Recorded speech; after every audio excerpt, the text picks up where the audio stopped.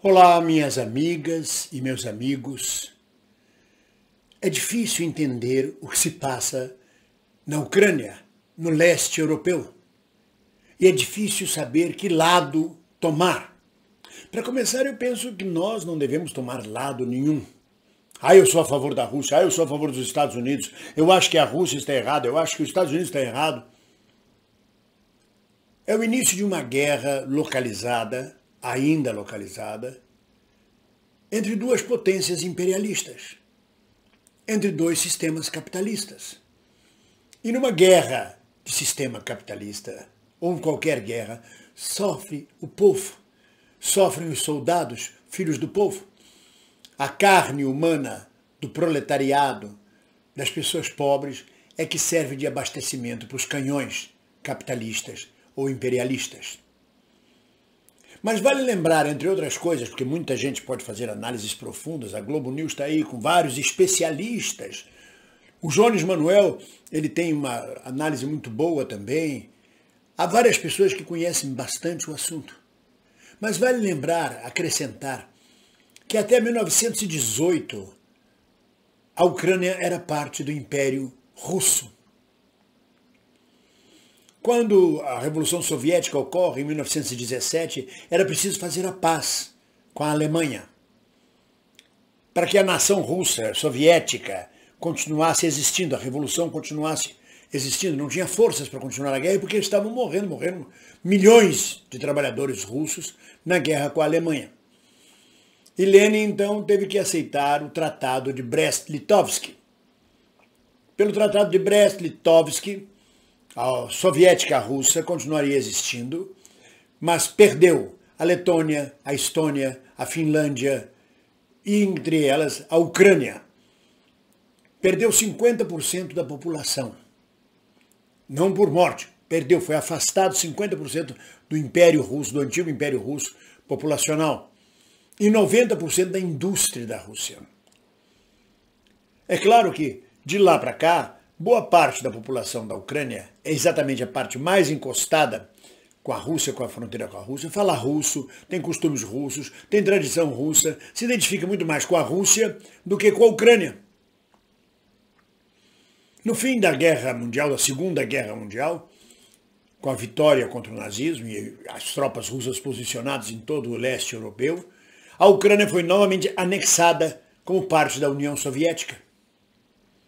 Grande parte, a maior parte do arsenal nuclear da União Soviética localizava-se na Ucrânia, que a Ucrânia devolveu esses mísseis, essas ogivas nucleares, para a Rússia em 1990, 1991.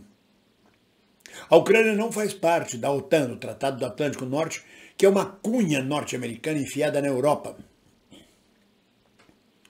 Um poder bélico que vai crescendo e envolvendo toda a Europa, que vem da origem da Guerra Fria, como forma de defender a Europa de uma invasão do leste europeu, da Rússia, da União Soviética e de todos os países da órbita da Cortina de Ferro sobre os demais países da Europa.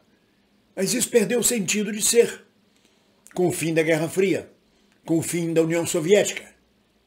Mas é mantido ainda sob a égide do imperialismo americano, para ameaçar o crescimento de uma potência russa. Curiosamente, há menos de uma semana ou 10 dias atrás, a Rússia e a China se encontraram e declararam que o poder norte-americano estava falido, que o mundo agora era multipolar, ou seja, havia agora diversos polos de poder no mundo e não apenas os Estados Unidos. E é verdade. O imperialismo norte-americano, os Estados Unidos, têm se enfraquecido cada vez mais, têm perdido a corrida científica, tecnológica, e isso é mais importante do que armas, para a China. A Rússia volta a crescer e fortalecer-se. E aí vem a provocação. Vem o rompimento dos acordos de Minsk, onde a Ucrânia e a OTAN se comprometiam a não atacar essas áreas da Ucrânia, que são chegadas e próximas, a área de Donetsk e Lugansk, sei lá o nome dessas coisas, que são próximas à Rússia. Romperam esse tratado, fizeram ataques a isso, provocações. A Ucrânia ameaçava entrar para a OTAN, bem exatamente na fronteira estratégica da Rússia. E o que Putin está fazendo, na verdade, é responder a esse tipo de avanço. Tanto que ele exige como condição de paz que a Ucrânia não faça parte da OTAN, que se mantenha desmilitarizada.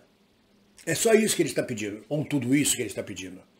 Mas Joe Biden está profundamente enfraquecido, perdeu o apoio popular nos Estados Unidos, Donald Trump continua forte, os democratas estão tomando uma surra na opinião popular dos Estados Unidos, Joe Biden é um presidente fraco e é um lobo em pele de cordeiro. E ele com uma guerra ganha prestígio. Nada melhor do que uma guerra, ou para acabar com o regime, como aconteceu com a ditadura argentina, ou para elevar e unir o povo em torno do seu líder máximo. No caso, Joe Biden, o defensor da democracia, da liberdade, do mundo livre, contra o urso da Rússia, que quer sufocar a Ucrânia, matar os povos e tudo mais.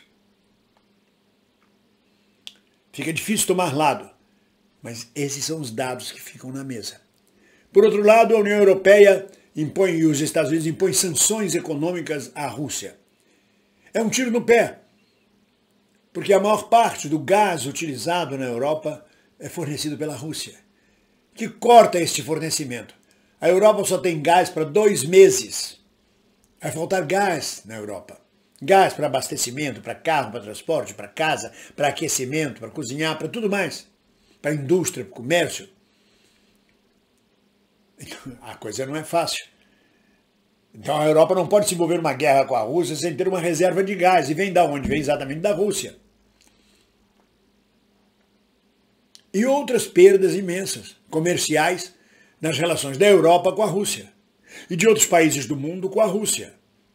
Não está fácil para os Estados Unidos levar avante uma situação dessa.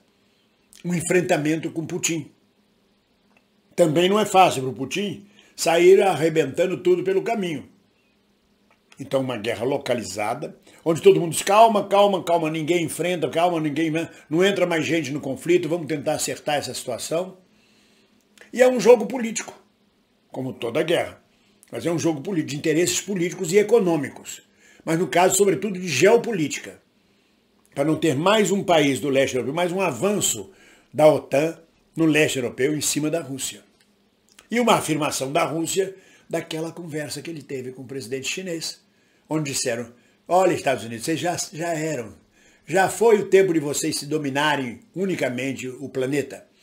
O planeta agora é multipolar e nós vamos provar isto com a guerra na Ucrânia, reconhecendo as repúblicas da Ucrânia. E vocês vão ficar de mãos amarradas. Senão os Estados Unidos já tinham entrado lá com tropa. Como a Ucrânia não faz parte da OTAN, um ataque à Ucrânia não é um ataque à OTAN. É preciso justificar isso de alguma forma para envolver a OTAN.